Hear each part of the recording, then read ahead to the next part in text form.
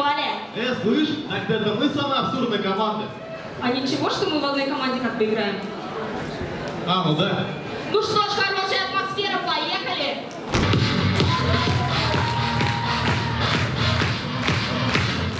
Судья, который мечтал стать феей. Вино, вен.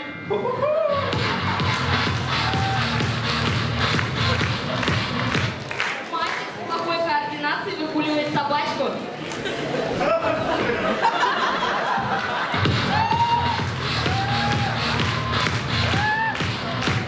Очень крупный ДПСник на дороге. Тихо, тихо, тихо, тихо, тихо. Сержант Гельманов, вы не могли бы еще раз проехаться? Просто я забыл радар включить.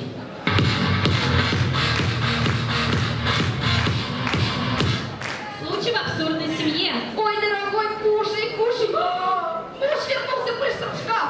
Так, где он? Куда ты его дела? Опять он в шкафу. Сынок, выходи, опять у тебя мама с дубу.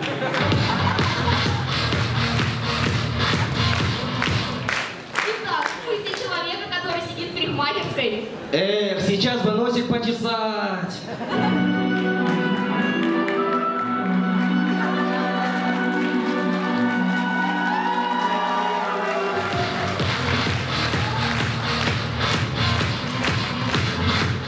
А некоторые фразы нужно произносить в правильном месте и в правильное время. Итак, объявляю приговор. 7 лет колонии строгого режима. Блин, забыл шухер. Пошел ты.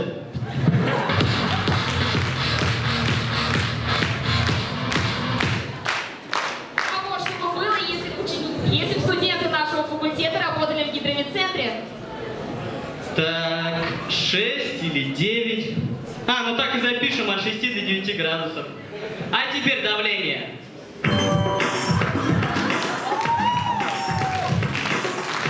Так, 750. Ну, пускай будет 750 миллиметров ртутного столба.